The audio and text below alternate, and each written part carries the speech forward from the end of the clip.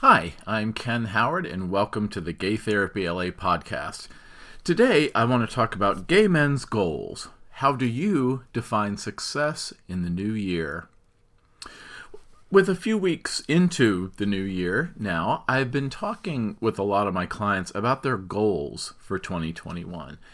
And I've often done this with clients at the start of a new year throughout my long career, now 29 years, working as a gay men's specialist, therapist, and coach. But this year, of course, is so very different. With the context of the COVID-19 coronavirus pandemic, everything has changed so much from just 1 year ago. Still, while coping with COVID seems to be the primary focus for everyone worldwide, and rightfully so, we don't stop completely living due to a crisis. That's why we try to survive in the first place. The people who went through, in the United States, the Civil War, or World War I, or World War II, they all know this, or they knew it if they're not alive anymore. And I learned from relatives who lived during those wars, maybe not the Civil one, but certainly World War I and World War II, that despite the daily stressors of rationing, fear of losing loved ones, ups and downs in the news, and constant pressures, there was still life to be lived, and relationships to be had, and even work to do. So when I work with clients on goals for the new year, we often discuss what planning for success would look like in a handful of areas of life. And these include physically, emotionally, financially, relationally, meaning your interpersonal relationships, and professionally. So let's take a look at each of these and how they apply to the quality of life for gay men. So number one is physically. For all of us, the first physical definition of success in this new year is simply surviving the COVID-19 pandemic when, as of this episode today, over 400,000 Americans alone have not survived, and of course many more people worldwide. We do this by very consistently adopting the things that prevent COVID infection. That's how we survive. We take steps to avoid infection as best we can, wearing a cloth mask. And lately there have been recommendations to wear 2 masks for getting a double layer so that it creates a obstacle course through the fabric of the virus particles that it can't get through to infect you. Practicing social distancing, obeying the no congregating rules that are set forth by local and regional public health departments, informed by experts and epidemiological data. Washing your hands frequently and using hand sanitizer products and keeping surfaces clean. So beyond this, we might answer questions for ourselves like, how do we indulge in some kind of comfort food that helps us with the stress of the times without necessarily risking unwanted weight gain? We might use any extra free time at home to learn how to cook better, or learn how to cook in the first place. A lot of guys I work with don't know, but maybe they can learn these days. We might find ways that work for us very creatively to get exercise when many, but not all, of jurisdictions have closed gyms and other fitness resources like yoga studios or dance studios. All those are closed. Certainly where I live in Los Angeles, California, and I think throughout other cities and countries.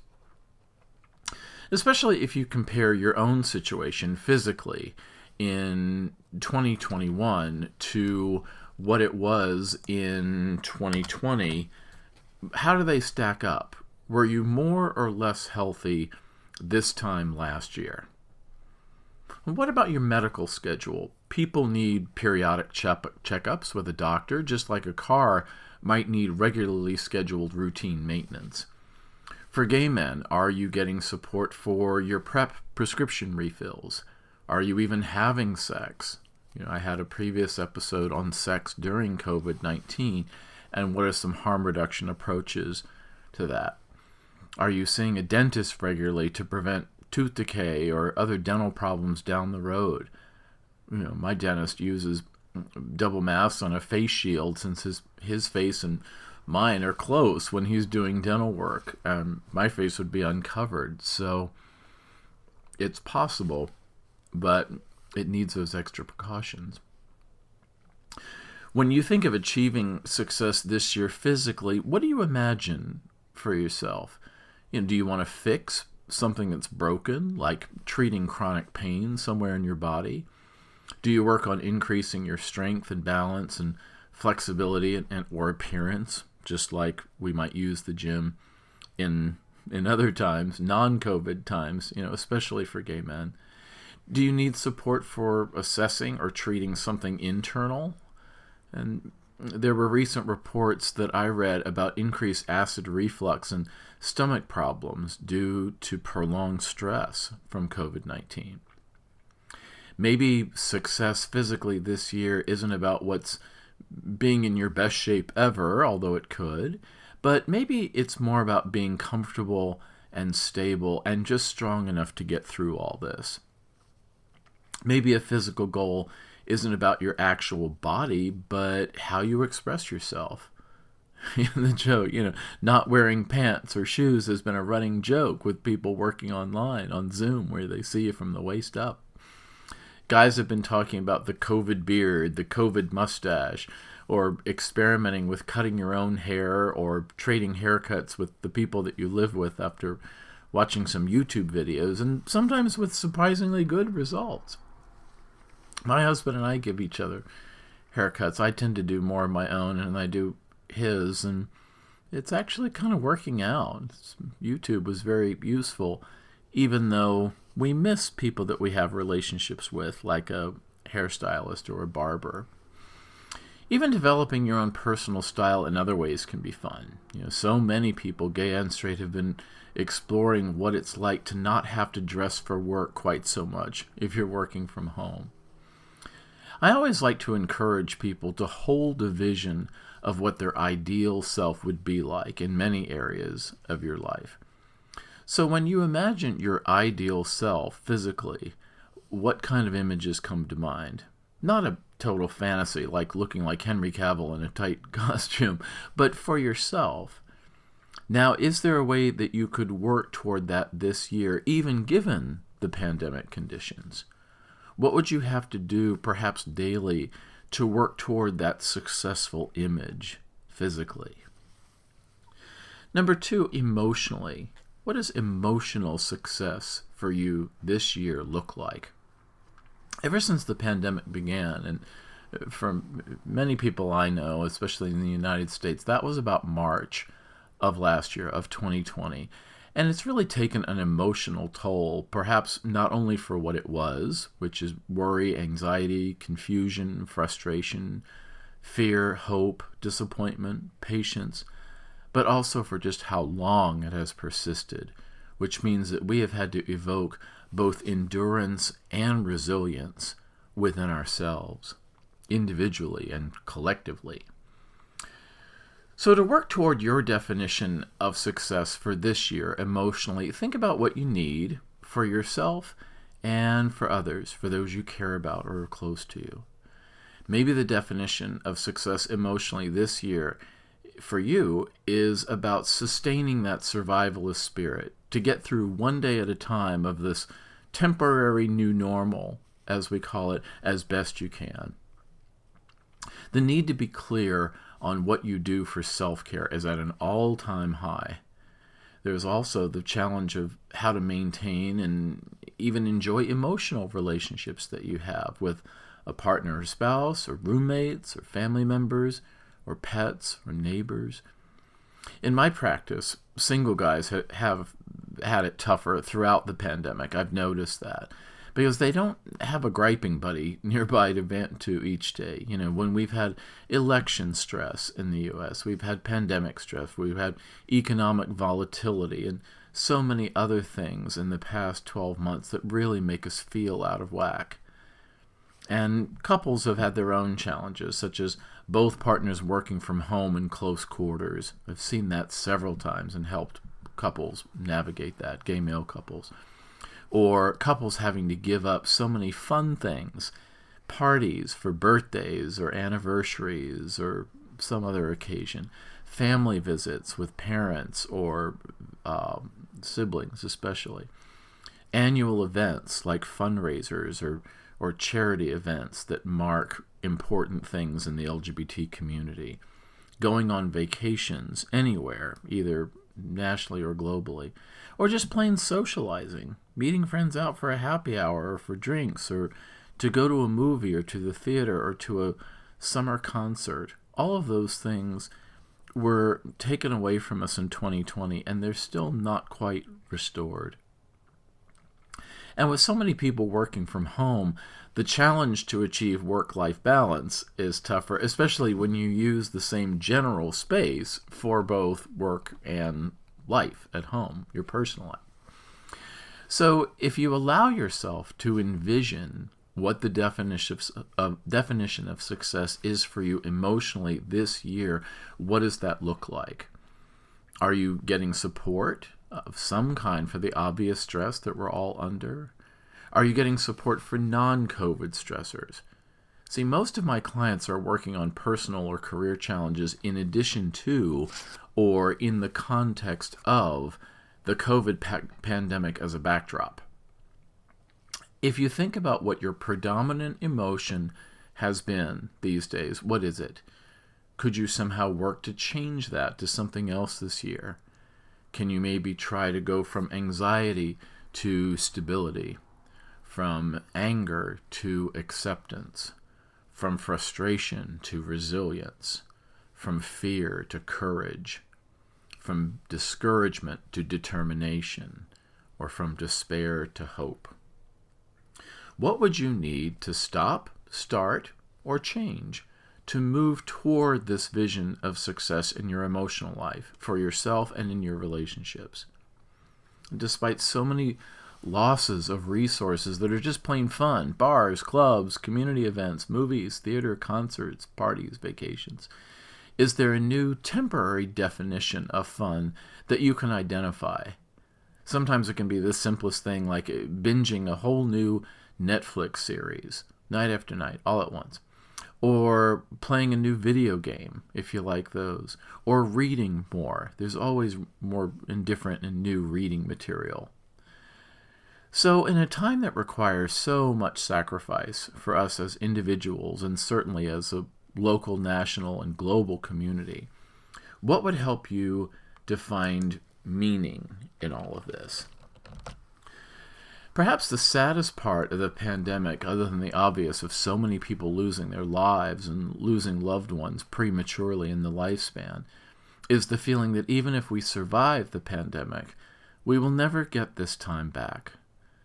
But people who've been through tragic times before, such as the World Wars, have said that those hardships have given the rest of their lives afterward a context and a meaning that they wouldn't have had without those hard times coming before.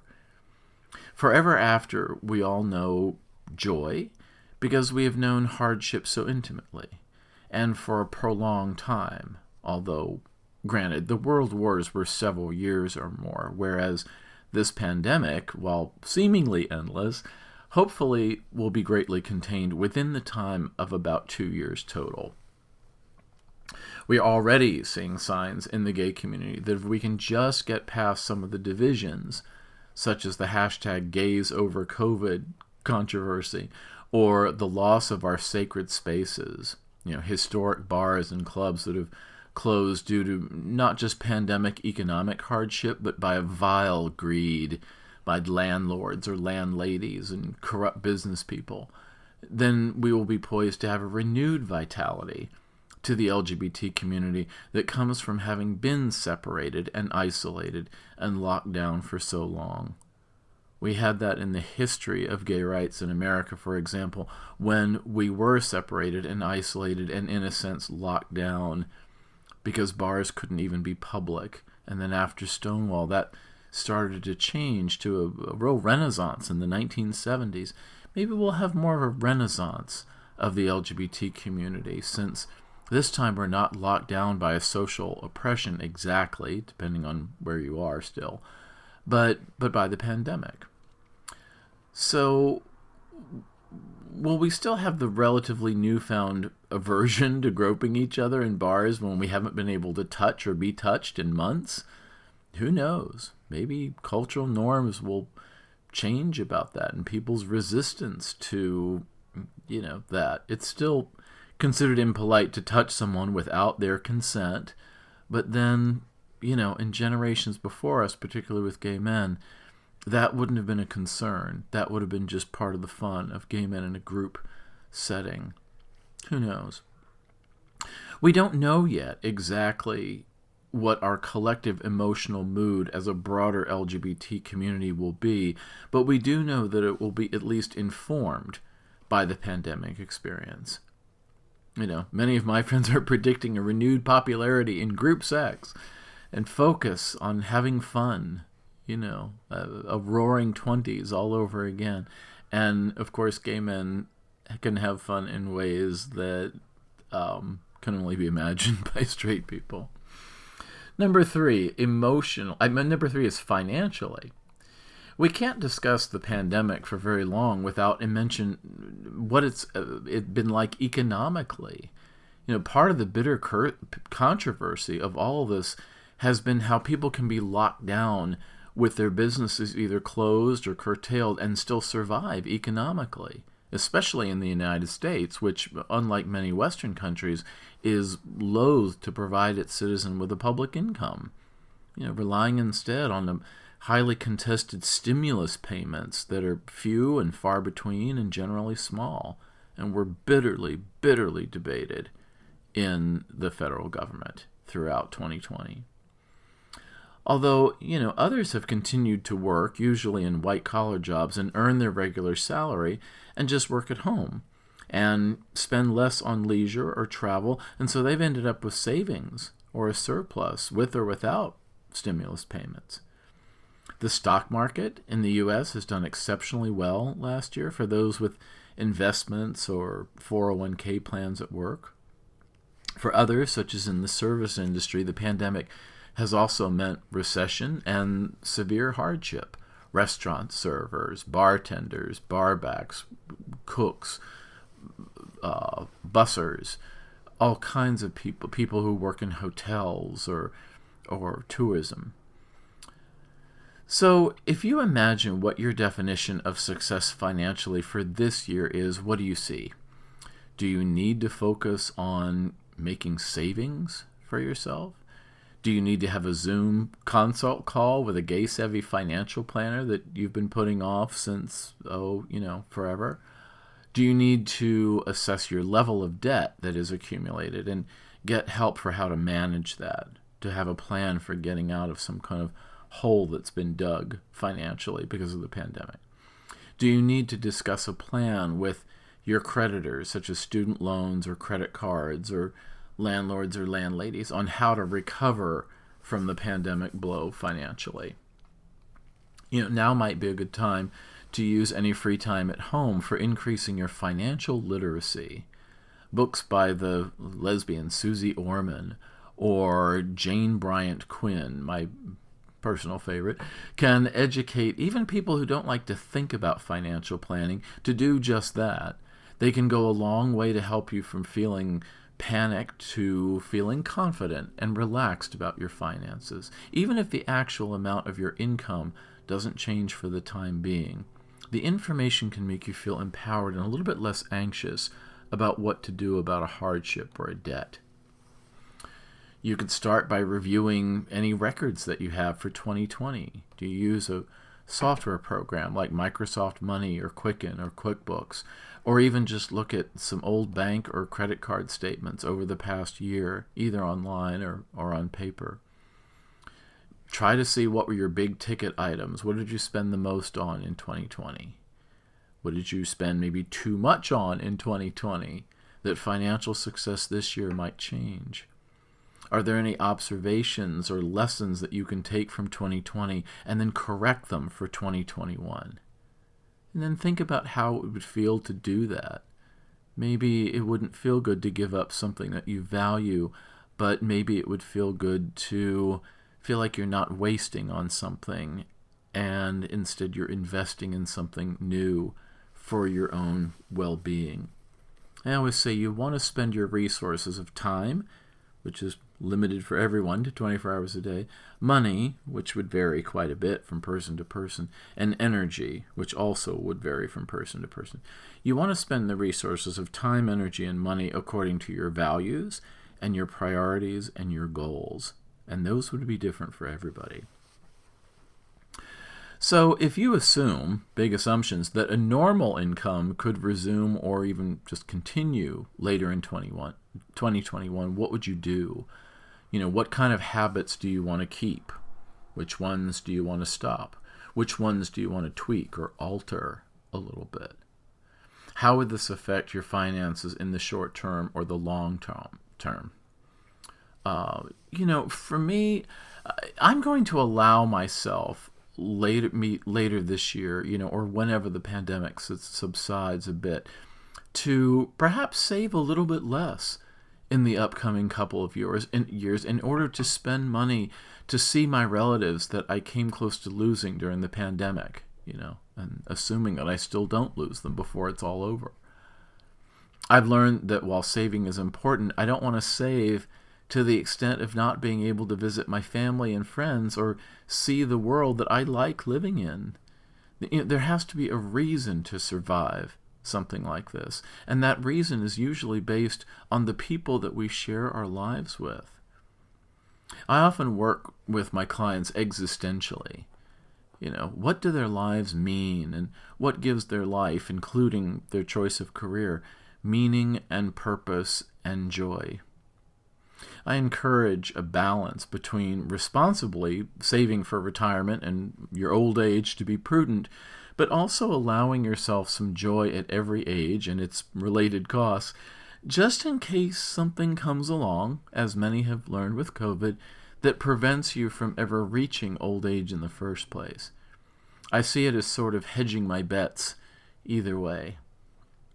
So think about where you stand with income, savings, spending. Where are you comfortable? Where are you stressed? And then think about what financial success would look like for you this year. What changes can you feel empowered to make that make financial success a more vivid picture for yourself this year? Number 4 is relationally. If this year is a success for you relationally, meaning the relationships interpersonally in your life, what does that mean? Are there issues or topics or operations in your relationship with a partner or spouse or boyfriend that need adjustment? I work with many gay male couples in either conjoint therapy or remote relationship coaching all over the country and all over the world. And those are kind of different animals, legally and ethically, and just their purpose between therapy and coaching, which I explain to everybody. And if you're interested in those services, I can explain some important differences between those and some of your options for getting help in your relationship. Because the pandemic has uncovered or highlighted certain points of friction in many relationships, especially with the prolonged time spent together. What would success in your relationship this year look like? Would you hone or improve or sharpen your mutual skills in the building blocks of a relationship? And I call those the building blocks are commitment, communication, and compromise. As a previous podcast episode just on those, the 3 building blocks of commitment, communication, and compromise. After many years of doing couples therapy and relationship coaching, I've really found that those 3 keep coming up over and over and over again. If you can strengthen the commitment of why you're with this person for each of you, if you can improve the type or the quality of the communication between you instead of just screaming or going around in circles or not talking at all, Can you improve your skills in compromise? Give a little, get a little, and find creative solutions to stressful problems in your house. No matter how long you've been together, short time, long time, think about what changes in your relationship you can make this year that might make it better. The pandemic has also showed us a lot about non-romantic or domestic social lives. In some ways, we've learned who our true friends are, and perhaps more interestingly, who they are not. Which friendships are you looking forward to revitalizing after the pandemic if our relational lives are allowed to resume, say, later this year? And poignantly, what friendships have you not really missed, and you don't even want to revisit or revitalize, even if you could? One of the many things this pandemic has given us, other than a really big pain in the ass, is perspective. We've faced an existential crisis on our planet, and while some of us won't emerge from it at all, they will perish from it. Many or most of us, fortunately, will. And that perspective will affect us for the rest of our lives, just as the survivors of the world wars or the Holocaust or other disasters have been affected by those historical events. If we really listen to our grandparents or other people who are about that age, we learn that there are lessons and experiences in life that shape who we are over the long term. They make us different from who we were in high school or college or early adulthood. They make us not quite relate in the same way to our old high school friends or even friendships from decades past. Some of these lessons are good and happy, and some are sobering or anger or just sad. Unfortunately, to be honest, I don't have the same faith in humanity after seeing the support for Trump and fascism in the United States, or the number of people who acted out so selfishly during the pandemic, hoarding toilet paper by huge quantities, or coughing in a stranger's face to taunt them, or greedily demanding rents from the unemployed or closed businesses when they were sitting on millions of dollars in savings and equity and property value and privilege.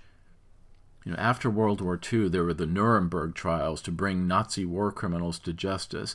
These days, most of the criminals have been pardoned or just allowed to go home after their crimes.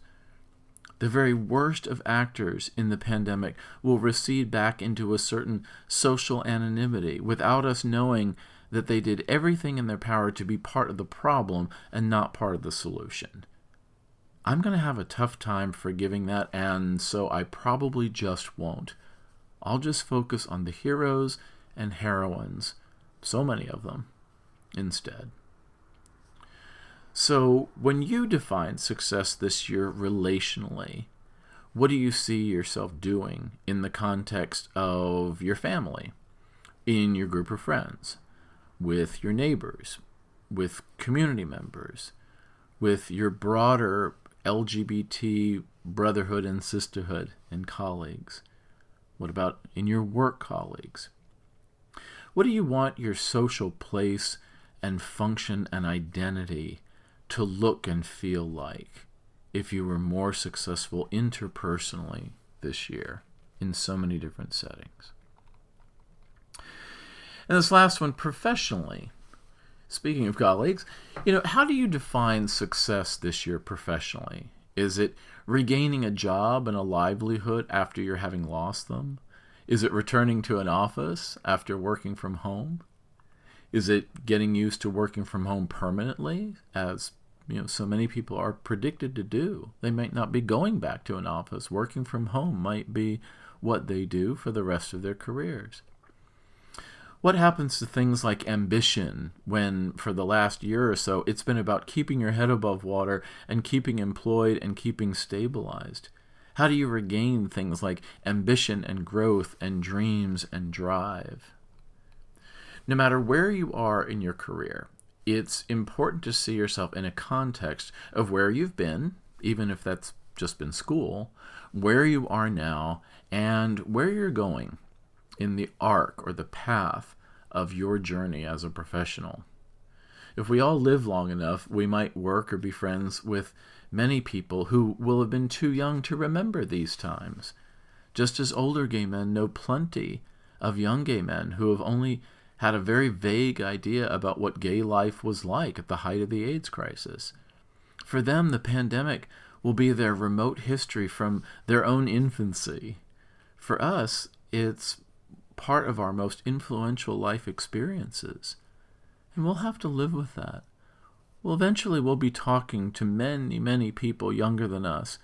And if we mention the COVID-19 pandemic of the early 2020s, they won't exactly know what we're talking about. And we'll have to understand that. But we know, just as older gay men know what it was like during AIDS, in a way that is very hard to describe these days. Let's talk again about stop, start, and change.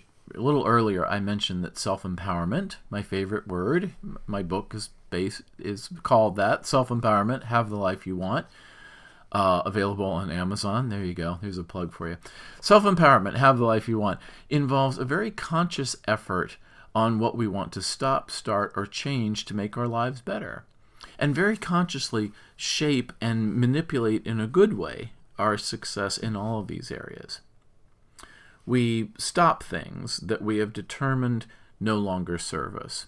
This can be a job that we leave, a career that we leave, a relationship that we leave, an apartment or house or a city that we leave, or even just things like habits or attitudes or perspectives or old clothes and junk that we just want to have stopped in our lives. When we start things, it's like opening a fresh jar of peanut butter. It's smooth, it's inviting, and ready for us to dig in for our own purposes. We can start new activities, new habits, customs, or practices, and that can be at any age. We could be very old and still do that. We embrace the positive, useful things that we think will make our lives better, from a renewed determination to progress our career to an air fryer. For some people, that was a new gift this past Christmas. And then to change, which is maybe the most important. We embrace self-empowerment enough to challenge the idea that we're somehow stuck with our lot, that there's nothing we can do, that we're helpless. No, instead we look at what we can change. We rally resources internally, inside us, like resilience, or courage, or focus, or determination, or discipline, or resolve. And externally, what are the resources outside of us? Maybe we access a new location, or some kind of new information, new interpersonal relationships, and all of these are in service to the vision of success we are trying to craft for ourselves, and maybe indirectly for those that we care about too. Feeling empowered to move toward our definition of success this year means renewing our belief that, as inspirational author Louise L. Hay used to put it, life is here for us. No matter our age or phase of life or occupational status or social class or culture or national origin or identity, we make the most of the years we are given at any age. When we rally our own beliefs in the visions that we create, we are supporting our own destiny. For us who survive, it is our gift to ourselves and to each other. And for those who did not survive or will not survive, it is our gift to them to enjoy the time on earth that they were deprived of. We live in honor of ourselves and each other, and we live in a poignant memorial to them every day. So in the words of gay community icon RuPaul, don't fuck it up. For more support for achieving your own visions for this year, or support for what you want to start, stop, or change, please consider therapy for those of you in California, or coaching for those who live elsewhere in the United States or around the world. I get software reports about where these episodes are downloaded, And I'm always very humbled and thrilled to see the number of countries that are represented from people downloading. So no matter where you are, I certainly appreciate you listening. And if you have comments or suggestions or questions, you're always welcome to send those. And of course, if you want to work with me, Gay Therapy LA consists of myself and an associate clinician who's also available. We offer a couple of different price points in terms of the fees. We offer some flexibility in schedule. For those of you outside of California, we just have to be mindful of the time zones around the world. I don't work at 4 a.m. But usually we can find something that works in most of the hemispheres of the world. So if you're interested in that, in the United States, you would call or text 310-339-5778. That's 310-339-5778. Or you can email me, ken@gaytherapyla.com. And gaytherapyla.com is the website. And if you hit the blog tab, there are many articles online that you may want to search on different topics that interest you: relationships, finances, all kinds of things. And if you'd like to make an appointment, all session appointments are currently held on the Zoom webcam app. So thank you for listening wherever you are, and I'll see you next time.